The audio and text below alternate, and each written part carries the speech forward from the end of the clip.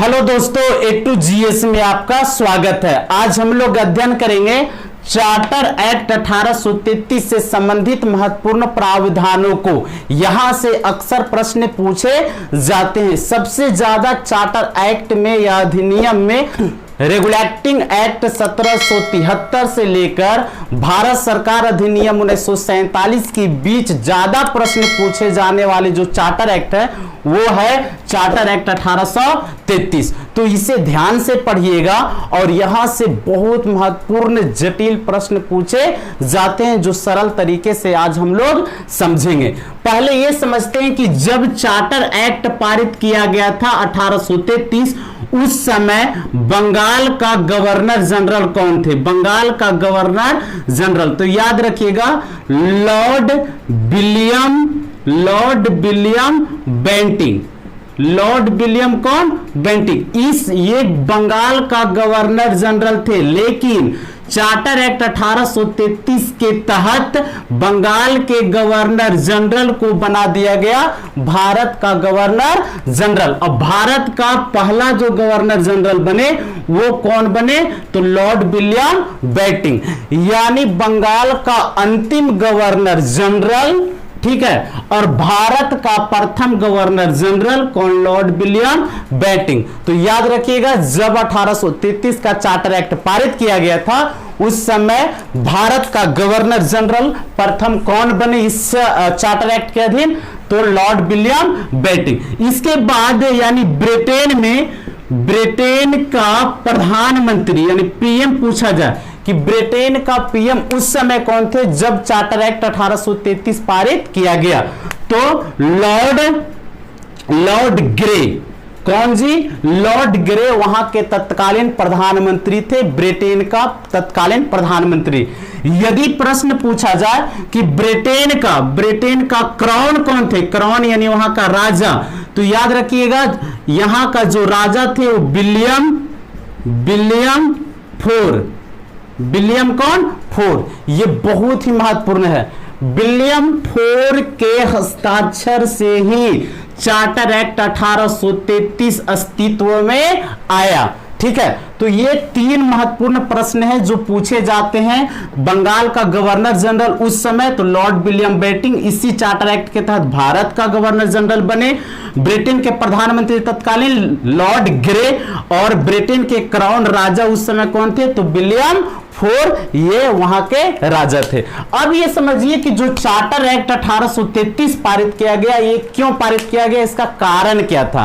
तो इसका कारण मुख्य रूप से तीन कारण इसका बताया गया है। 1833 का चार्टर एक्ट पारित करने के लिए तीन कारण मुख्य रूप से। पहला जो यहाँ पे कारण का उल्लेख होता है वो ब्रिटेन में औद्योगिकरण का शुरुआत हो चुका था। उस समय औद्योगिक क्रांति कहा जाता, उस समय पर्याप्त मात्रा में बहुत ज्यादा संख्या में वस्तुओं का निर्माण हो रहा था।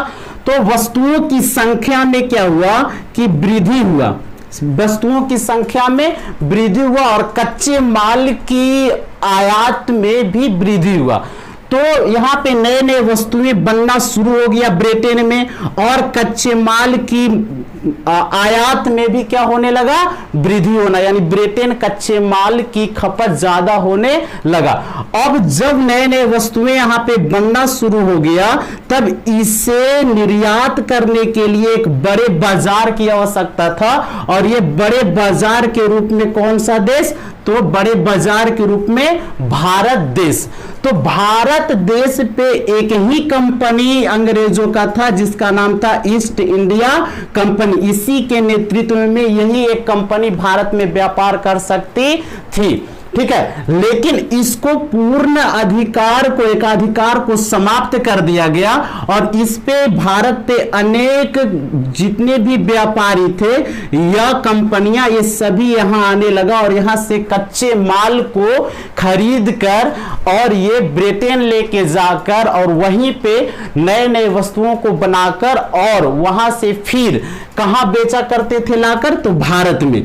तो इसके लिए बाजार की आवश्यकता था, इसलिए कहा जाता है कि पहला जो कारण है औद्योगिक क्रांति है, क्योंकि यहां वस्तुओं का ज्यादा उत्पादन हुआ, ठीक है, और कच्चे माल की आपूर्ति भी ज्यादा यहां पे मांग था। तो इसी के लिए भारत में बाजार को नियंत्रण करने के लिए चार्टर एक्ट 1833 लाया गया, ऐसा माना जाता है। दूसरा कारण क्या माना गया है कि दूसरा कारण ब्रिटेन की जितने भी कंपनियां, ब्रिटेन के सारे कंपनियों ने ईस्ट इंडिया कंपनी के एकाधिकार को पूर्ण रूप से समाप्त करने की मांग की गई कि ईस्ट इंडिया कंपनी के एकाधिकार जो ब्रिटेन में व्यापार के तहत है उसे समाप्त कर दिया जाए, ठीक है, ताकि जो भी अन्य कंपनियां हैं वो भारत में जाकर व्यापार कर सके और ईस्ट इंडिया कंपनी को प्रशासनिक निकाय बना दिया जाए, यानी शासन करेगी ईस्ट इंडिया कंपनी भारत में और बाकी अन्य ब्रिटेन की कंपनियां हैं ये सभी व्यापार करेगी कहां से,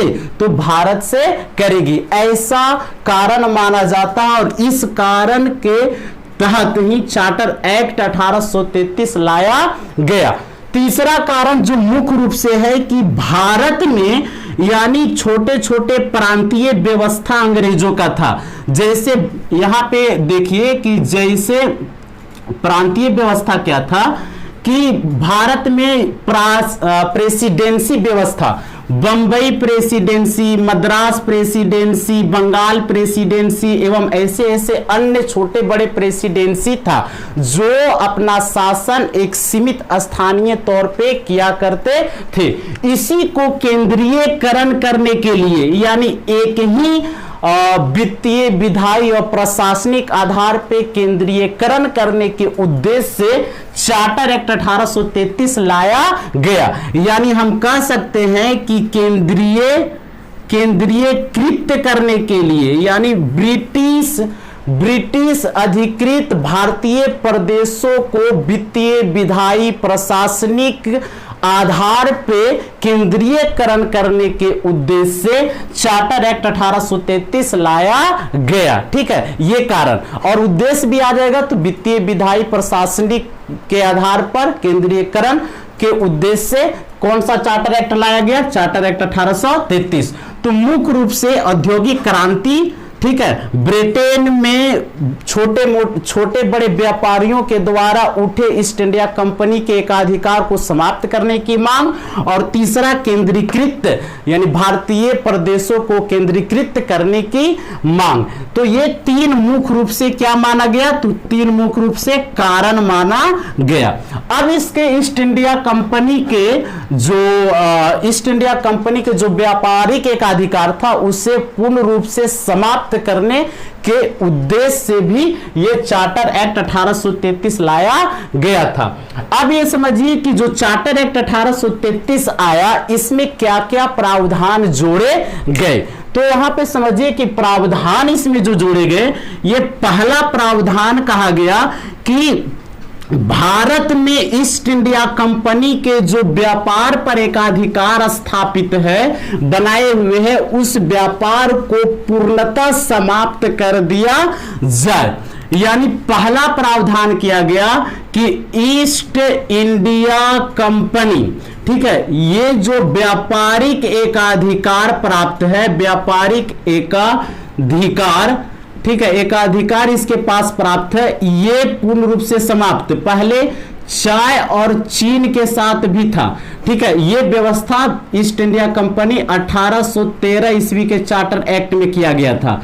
मतलब ये समझिए कि 1813 के चार्टर एक्ट के पूर्व 1813 के चार्टर एक्ट के पूर्व ईस्ट इंडिया कंपनी सभी प्रकार के व्यापार किया करती थी, सभी प्रकार का व्यापार किया करती थी ईस्ट इंडिया कंपनी। लेकिन 1813 के चार्टर एक्ट के तहत कह दिया गया कि सारे व्यापार को ईस्ट इंडिया कंपनी नहीं करेगी, सिर्फ चाय और चीन से व्यापार करेगी, ठीक है। लेकिन जब चार्टर एक्ट 1833 पारित किया गया तब इसमें प्रावधान किया गया कि ईस्ट इंडिया कंपनी व्यापारिक एकाधिकार इसके पास नहीं रहेगा, अर्थात ईस्ट इंडिया कंपनी व्यापार नहीं करेगी। चाय का भी व्यापार नहीं करेगी, चीन से भी व्यापार नहीं करेगी, या किसी प्रकार से ईस्ट इंडिया कंपनी व्यापार नहीं करेगी। ईस्ट इंडिया कंपनी क्या करेगी? तो प्रशासक के रूप में कार्य करेगी। कहां? तो ये कार्य करेगी भारत में। कहां कार्य करेगी? भारत में ईस्ट इंडिया कंपनी व्यापार नहीं, अब प्रशासन, अब शासन चलाएगी। कौन? East India company. ऐसा प्रावधान किया गया। अर्थात ये समझिए कि 1813 के चार्टर एक्ट में अनौपचारिक रूप से व्यापारिक एकाधिकार को समाप्त किया गया। अनौपचारिक रूप से, ठीक है, यानी आंशिक रूप से कुछ क्षेत्र में व्यापार कर सकते थे 1813 में, चाय और चीन के साथ, ठीक है, तो अनौपचारिक रूप से। लेकिन चार्टर एक्ट 1833 में औपचारिक रूप से यानी पूर्णतः समाप्त कर दिया गया। याद रखिएगा, पूर्णतः समाप्त कर दिया गया, ये शब्द को याद रखिएगा। पूर्णतः व्यापारिक एकाधिकार किस चार्टर एक्ट के तहत समाप्त किया गया? तो चार्टर एक्ट 1833 के तहत समाप्त किया गया। दूसरा प्रावधान क्या किया गया कि ईस्ट इंडिया कंपनी के राजस्व, ठीक है, राजस्व और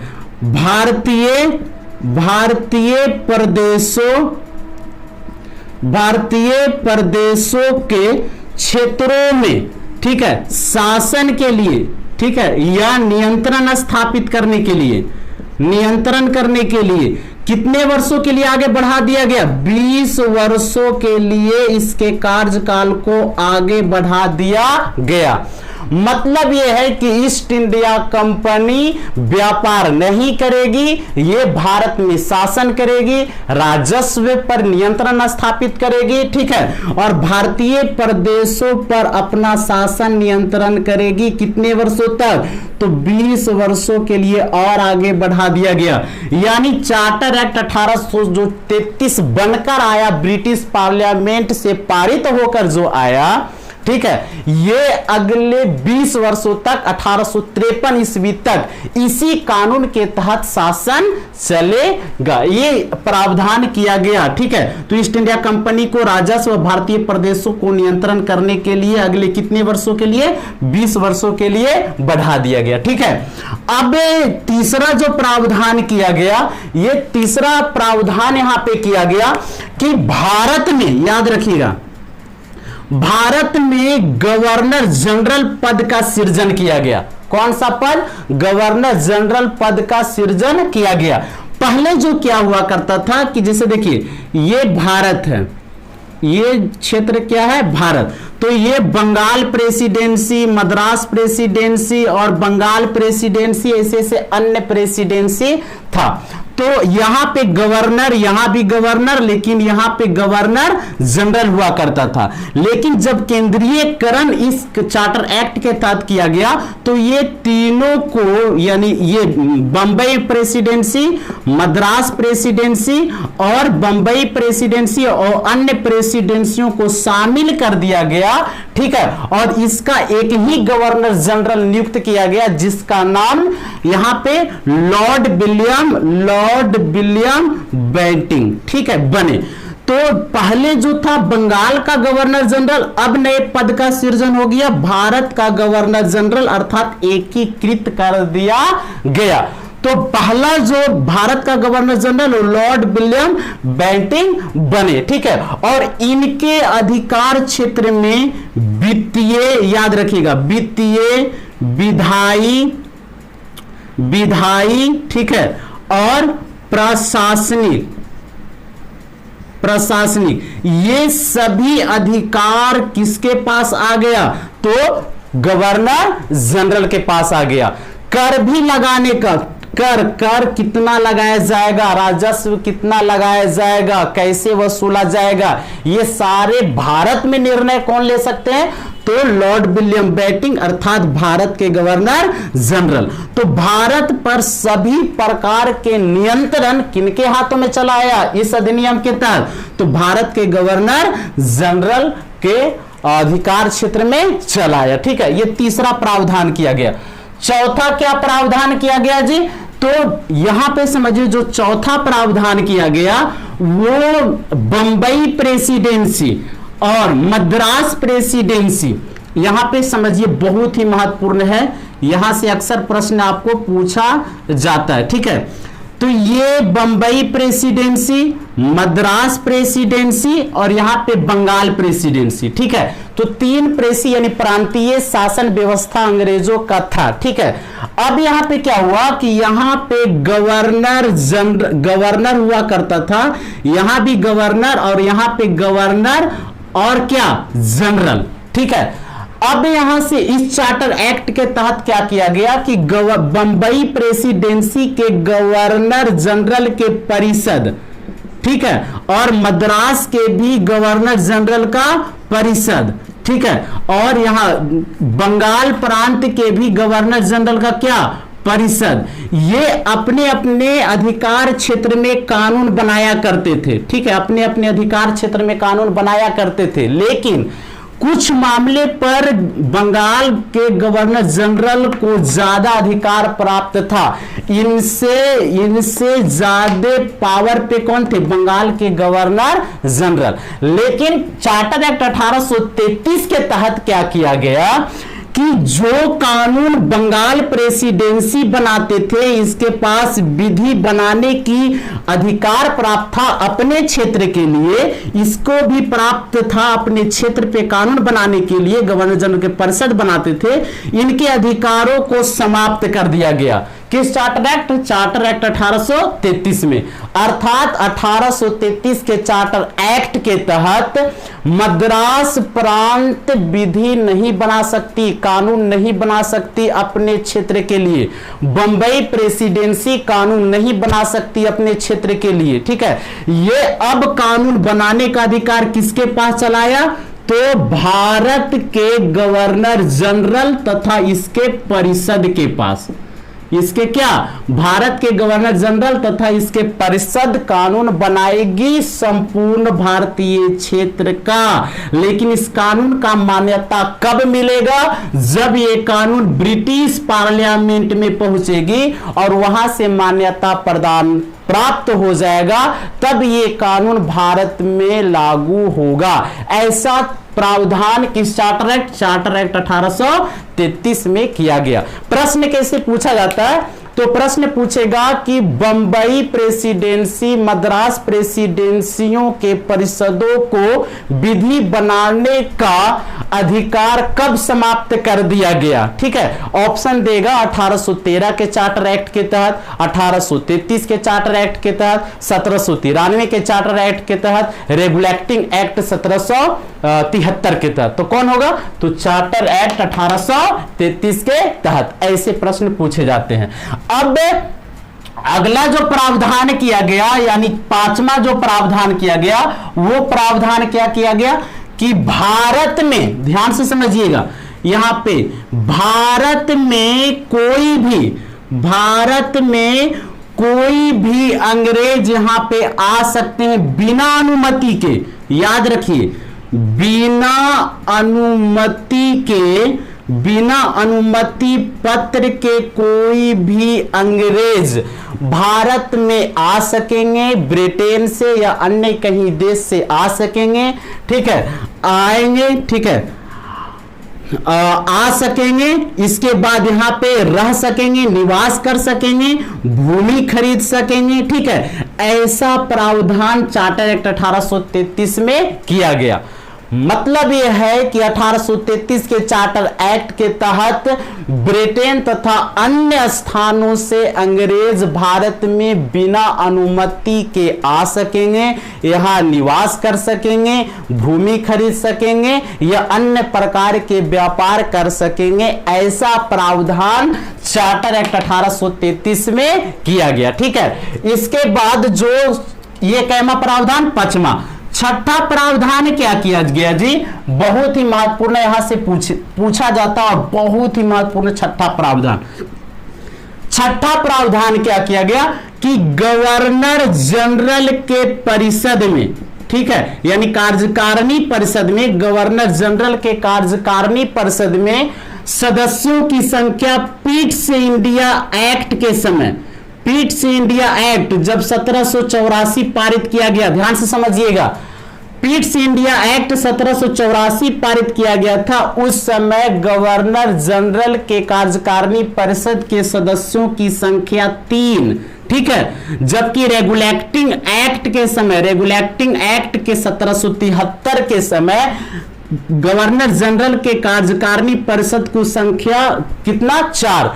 तो रेगुलेटिंग एक्ट के समय 4, अब पिट्स इंडिया एक्ट के समय 3, क्योंकि एक घटा दिया गया था, तो 3 था पिट्स इंडिया एक्ट के समय। लेकिन क्या किया गया, चार्टर एक्ट 1933 में क्या किया गया कि 3 से बढ़ाकर 4 सदस्य कर दिया गया और एक सदस्य को विधि का अधिकार दिया, यानी विधि सदस्य जोड़ा गया, यानी वैसे व्यक्ति को यहां पे संख्या 1 बढ़ाया गया जो कानून में, यानी कानून विशेषज्ञ हो, कानून विशेषज्ञ हो, ऐसे व्यक्ति को एक जोड़ दिया गया। अब संख्या गवर्नर जनरल के कार्यकारिणी परिषद में संख्या कितने हो गए, तो 4।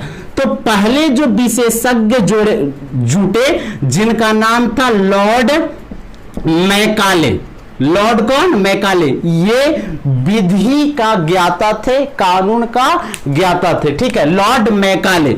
अब लॉर्ड मैकाले के दिशा निर्देश में ही एक आयोग का गठन किया गया। आयोग का क्या किया गया, गठन। इस आयोग को कहा गया विधि आयोग। क्या किया गया, विधि आयोग। और इसी विधि आयोग के तहत आगे चलकर आईपीसी, इंडियन पैनल कोड, यानी भारतीय दंड संहिता आगे चलकर बनता है और ये पूर्ण रूप से लागू 1860 में होता है, ठीक है। तो भारतीय कानून में बहुत सारे दस्तावेज का जो निर्माण होता है वो विधि आयोग के द्वारा ही किया जाता है समय समय पे, ठीक है। तो याद रखिएगा जो चौथा सदस्य नियुक्त हुए थे वो कौन, लॉर्ड मैकाले, और इनको मत देने का अधिकार नहीं था। जैसे आपको पिट्स इंडिया एक्ट में बताए थे कि 3 सदस्य, 3 में एक मुख्य सेनापति को भी शामिल किया गया था। मुख्य सेनापति ये भी मतदान कर सकते थे। तो एक है गवर्नर जनरल, इनके पद का एक मत, और एक क्या, निर्णायक मत, ये भी याद रखेगा, निर्णायक मत। तो इनके पास गवर्नर जनरल, यानी जो भारत के गवर्नर जनरल थे, ये 2 मत देते थे, एक अपने पद का मत और दूसरा निर्णायक मत। निर्णायक मत कब, जब यानी सदस्यों की संख्या बराबर हो जाए किसी निर्णय पे।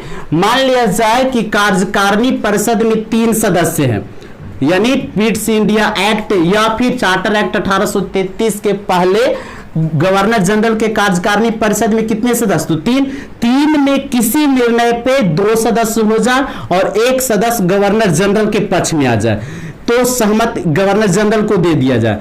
तब गवर्नर जनरल के पास एक सदस्य, तो एक मत यहां पे पड़ेगा, एक मत गवर्नर जनरल अपने पद का देगा, दूसरा मत यानी यहां भी 2 सदस्य हो गया और गवर्नर जनरल और इनके पद 2 सदस्य, तो यहां बराबर हो गया, तो निर्णायक मत गवर्नर जनरल देंगे, तब यहां पे कितने मत हो गया, 3 मत हो गया, ठीक है। ये समझ में आया, फिर से समझ लीजिए, यहां पे गवर्नर जनरल के पास 2 मत देने का अधिकार था, एक था पद का, ठीक है, एक कौन सा, पद का, और दूसरा निर्णायक मत। दूसरा कौन सा, निर्णायक। 2 वोट देते थे कौन, गवर्नर जनरल। कब, जब किसी निर्णय फैसला देना हो तब। अभी क्या हुआ कि कार्यकारिणी परिषद में 3 सदस्य, ठीक है, तो 3 में एक सदस्य भी गवर्नर जनरल का सहायता प्राप्त हो गया, तो गवर्नर जनरल एक इनके पद, तो कितने सदस्य हो गया, 2, और इधर बच गया कितना, 2, ठीक है। तो मत दोनों का क्या हुआ, बराबर, तब निर्णायक मत देंगे कौन, गवर्नर जनरल। अब हो गया 3, तो अब मान्यता किनको मिल जाएगा, गवर्नर जनरल को प्राप्त हो जाएगा, ठीक है। तो ऐसी ही व्यवस्था यहां पे किया गया। तो 3 तो सदस्य थे, लेकिन चौथा सदस्य जोड़े गए लॉर्ड मैकाले, जो अस्थायी तौर पे इनको जोड़ा गया। कैसा? अस्थाई। मत देने का अधिकार लॉर्ड मैकाले को नहीं दिया गया गवर्नर जनरल के कार्यकारिणी परिषद में। ये याद रखिएगा, यहां से प्रश्न पूछा जाता है। कैसे प्रश्न पूछा जाएगा? 1833 के चार्टर एक्ट के तहत विधि विशेषज्ञ लॉर्ड मैकाले को सदस्यता दिया गया। लॉर्ड मैकाले को मत देने का अधिकार प्राप्त हुआ कि नहीं? 4 ऑप्शन देगा, ठीक है। तो इस तरह से इनका मत देने का अधिकार प्राप्त हुआ कि नहीं? तो मत देने का अधिकार प्राप्त नहीं था, ठीक है। ये याद रखिएगा, बहुत महत्वपूर्ण। छठा प्रावधान क्या किया गया जी? तो यहां पे जो छठा प्रावधान किया गया कि धारा 87 पारित किया गया, यानी चार्टर एक्ट 1833 के धारा 87, चार्टर एक्ट 1833 के धारा 87 में यह प्रावधान किया गया कि भारत के कोई लोग या भारतीय लोग सिविल सेवा में बहुत ही महत्वपूर्ण कि कौन सा सिविल सेवा, किसका? तो east India company. East India company में प्रशासक के लिए, प्रशासक याद रखिएगा, प्रशासक के लिए सिविल सेवा में जाने के कौन जाएंगे? भारतीय। तो इसके लिए निर्धारित किया गया, ना तो धर्म के आधार पर भेदभाव किया जाएगा, ना वंश के आधार पर भेदभाव किया जाएगा, ना रंग के आधार पर भेदभाव किया जाएगा, ना ही जन्म स्थान के आधार पर भेदभाव किया जाएगा। अर्थात सरल शब्दों में समझिए कि चार्टर एक्ट 1833 के धारा 87 में यह प्रावधान किया गया कि ईस्ट इंडिया कंपनी के ऊंचे पदों पर सिविल सेवा परीक्षा यानी खुली प्रतियोगिता के तहत कोई भी भारतीय जा सकते हैं, यानी उच्च अधिकारी बन सकते हैं। उनको ना तो धर्म के आधार पे भेदभाव किया जाएगा, ना वंश के आधार पे, ना रंग के आधार पे, ना ही जन्म स्थान के आधार पे भेदभाव किया जाएगा। ऐसा व्यवस्था चार्टर एक्ट 1833 में किया गया।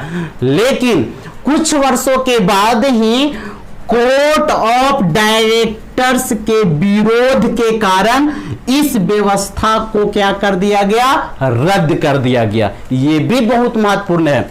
किनके विरोध के कारण? तो कोर्ट ऑफ डायरेक्टर्स के विरोध के कारण ये सिविल सेवा में जो धर्म, वंश, रंग और जन्म स्थान के जो भारतीयों को छूट प्राप्त था, इसे रद्द कर दिया गया। अब इसे भेदभाव किया जा सकता है, ऐसा प्रावधान कर दिया गया। ठीक है, किस चार्टर एक्ट में? तो चार्टर एक्ट 1833 में।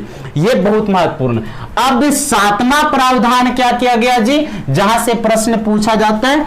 तो याद रखिए, गवर्नर जनरल को भारत में कर से संबंधित 7वां प्रावधान, कर लगाना है, किसी से संधि करना है, युद्ध करना है, ठीक है, ये सारे अधिकार किसके पास? तो गवर्नर जनरल के पास।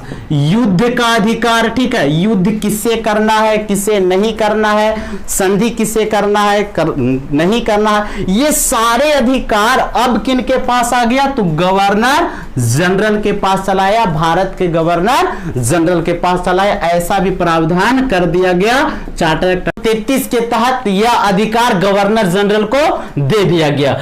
अब 8वां प्रावधान क्या जोड़ा गया कि दास प्रथा को समाप्त कर दिया गया। जो दास प्रथा प्राचीन काल से, अतीत काल से भारत में चला आ रहा था, ठीक है, वो दास प्रथा को, यानी क्रय विक्रय वाली जो प्रथा, एक परिवार दास बन गया तो उनके जो बाल बच्चा थे, यानी उनके बच्चों भी किनका? तो उस व्यक्ति का दास बन जाते थे जो उसे क्रय कर लेते थे। तो ये बिक्री का जो प्रथा था, इसे समाप्त करने का जो अधिकार दे दिया गया किस चार्टर एक्ट में? तो चार्टर एक्ट 1833 में। 1843 ईस्वी में दास प्रथा को भारत से समाप्त कर दिया गया, अर्थात दास उन्मूलन अधिनियम पारित होकर दास प्रथा को समाप्त कर दिया गया 1833 में। उस समय गवर्नर जनरल कौन थे? तो लॉर्ड एलन बरो। ये याद रखिएगा, बहुत ही महत्वपूर्ण।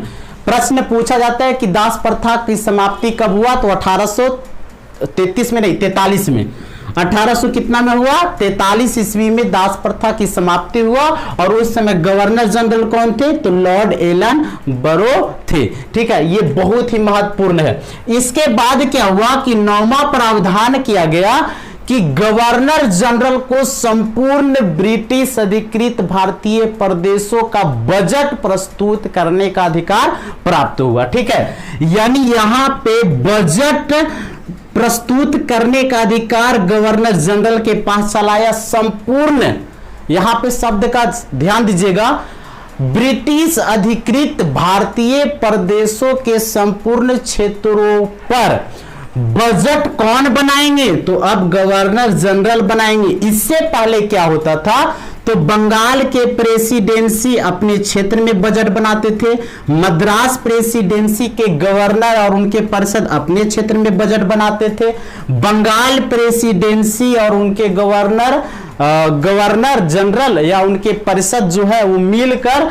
अपने क्षेत्र का बजट तैयार करते थे। लेकिन चार्टर एक्ट 1833 के तहत क्या किया गया कि अब गवर्नर जनरल, यानी कहां का, भारत का गवर्नर जनरल ही संपूर्ण ब्रिटिश अधिकृत भारतीय प्रदेशों पर बजट बनाएंगे, ऐसा व्यवस्था चार्टर एक्ट 1833 में किया गया। प्रश्न पूछा जाएगा, निम्न में से कौन से चार्टर एक्ट के तहत गवर्नर जनरल को यह अधिकार प्राप्त हुआ कि ब्रिटिश अधिकृत भारतीय प्रदेशों में संपूर्ण बजट बनाने का अधिकार दिया गया, यह प्रश्न रहेगा। तो कौन सा चार्टर एक्ट, चार्टर एक्ट 1833 के तहत। ठीक है, यह बहुत ही महत्वपूर्ण है। अब 10वां प्रावधान क्या किया गया, 10वां प्रावधान क्या किया गया कि भारत में अन्य प्रकार के सारे सैन्य शक्तियां, वित्तीय शक्तियां, ठीक है, या विधि शक्तियां, ठीक है, या फिर कहा जा सकता है प्रशासनिक, ठीक है, ये सभी शक्तियों को किसको दे दिया गया, गवर्नर जनरल को दे दिया गया, यानी अधिकार क्षेत्र में चलाया। सैन्य से संबंधी, वित्तीय से संबंधी, विधायी से संबंधी और प्रशासनिक संबंधी अनेक प्रकार की जितनी भी शक्तियां भारत में, यानी ब्रिटिश अधिकृत भारतीय प्रदेशों की संपूर्ण शक्तियां और नियंत्रण किनके हाथ में चलाया, तो भारत के गवर्नर जनरल के अधिकार क्षेत्र में। भारत के गवर्नर जनरल किस चार्टर एक्ट से, तो चार्टर एक्ट 1833 के तहत चला आया। अब बताइए कि चार्टर एक्ट 1833 जब पारित किया गया तब इस पे क्या क्या प्रभाव पड़ा भारत में। तो भारत में जो प्राचीन काल से दास प्रथा चली आ रही थी, इसको क्या किया गया, समाप्त कर दिया गया। भारत में इस चार्टर एक्ट के तहत ब्रिटिश अधिकृत भारतीय क्षेत्र को एकीकरण कर दिया गया, अर्थात केंद्रीयकृत कर दिया गया। भारत में जो ईस्ट इंडिया कंपनी का एकाधिकार प्राप्त था, व्यापारिक एकाधिकार प्राप्त था भारत में, वो पूर्णतः समाप्त कर दिया गया। ठीक है, इस चार्टर एक्ट के तहत। इस चार्टर एक्ट के तहत जो छोटे छोटे प्रांत थे, बंबई प्रांत या मद्रास प्रांत, जो अपने अधिकार क्षेत्र में विधियों का निर्माण करते थे, उनके अधिकारों को क्या किया गया, समाप्त कर दिया गया। ठीक है, और ईस्ट इंडिया कंपनी के व्यापारिक एकाधिकार को समाप्त करके और इनको प्रशासनिक अधिकार दे दिया गया कि अगले 20 वर्ष तक राजस्व और भारतीय प्रदेशों पर आप शासन चलाइए। तो ये सारे प्रभाव भारत में पड़े और यही इसी एक्ट, चार्टर एक्ट 1833 के बाद ये संभावना बनी भारत में नए नए कानून बनते चले गए, जैसे आईपीसी जो बने और भी बहुत सारे कानून बनते चले गए। ऐसा चार्टर एक्ट से प्रभाव भारत में पड़ा और कहा जाता है कि भारत में लिखित जो संविधान का जो स्पष्ट जानकारी मिलता है वो चार्टर एक्ट 1833 से ही मिलता है। लिखित स्पष्ट जानकारी, ऐसे तो भारतीय संविधान का जो आधार माना गया है वो रेगुलेटिंग एक्ट 1773 माना गया, लेकिन स्पष्ट जो उल्लेख मिलता है वो चार्टर एक्ट 1833 से मिलता है। और इसी के तहत बंगाल के गवर्नर जनरल को भारत के गवर्नर जनरल बना दिया गया और प्रथम गवर्नर जनरल बने लॉर्ड विलियम बेटिंग। ठीक है, तो आप पूरे समझ गए होंगे 1833 का चार्टर एक्ट। ठीक है, तो आज यहीं तक। अच्छा लगे तो लाइक शेयर एवं सब्सक्राइब जरूर करें। Thank you.